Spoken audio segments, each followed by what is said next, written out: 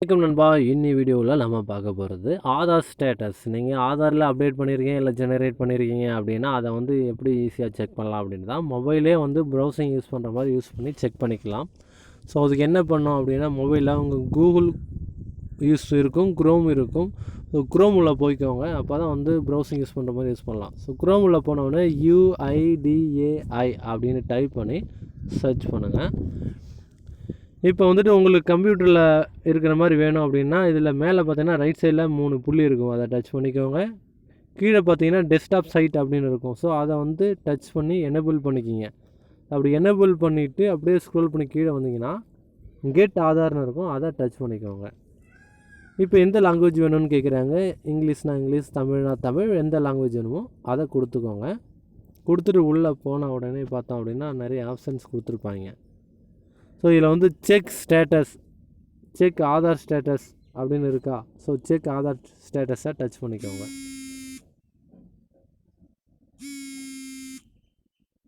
So check Aadhaar status கொடுத்தாச்சு. கொடுத்த உடனே இப்போ வந்து ஓகே வந்துட்டுருக்கு. ஓகே. இப்போ பார்த்தோம் அப்படின்னா வந்துட்டு இதில் என்னென்ன இருக்குது அப்படின்னா நிறைய இருக்குது. ஆனால் நமக்கு தேவையானது செக் என்ரோல்மெண்ட் அண்ட் அப்டேட் ஸ்டேட்டஸ்னு இருக்கும். ஸோ அதை டச் பண்ணிக்கோங்க. இதில் அவங்க என்ன சொல்லியிருக்காங்க அப்படின்னாக்க வந்து ஜெனரேட் பண்ணது, அப்டேட் பண்ணது, ஆதாரில் ஜெனரேட் அண்ட் அப்டேட் பண்ணதை நீங்கள் செக் பண்ணிக்கலான்னு சொல்லியிருக்காங்க.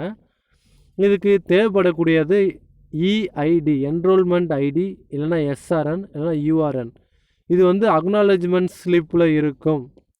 அப்டேட் பண்ண அக்னாலஜ்மெண்ட் ஸ்லிப் கொடுப்பாங்க அப்டேட் பண்ணும்போது. ஸோ அதில் இருக்கும் அப்படின்னு சொல்கிறாங்க.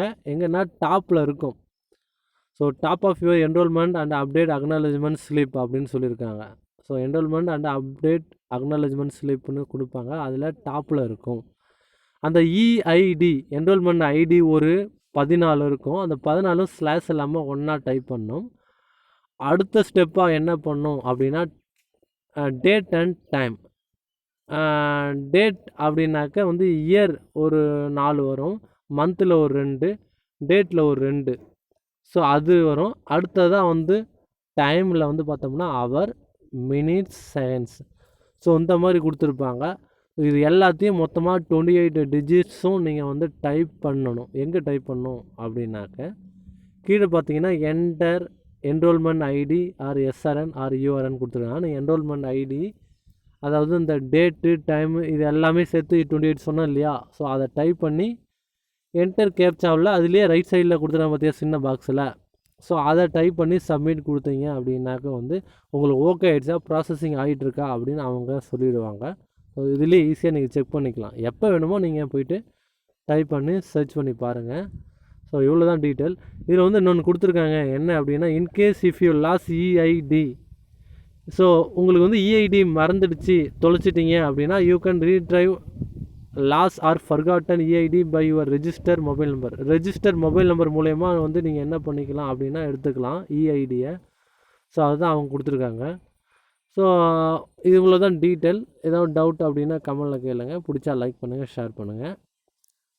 அடுத்த வீடியோவில் சந்திக்கலாம். நன்றி.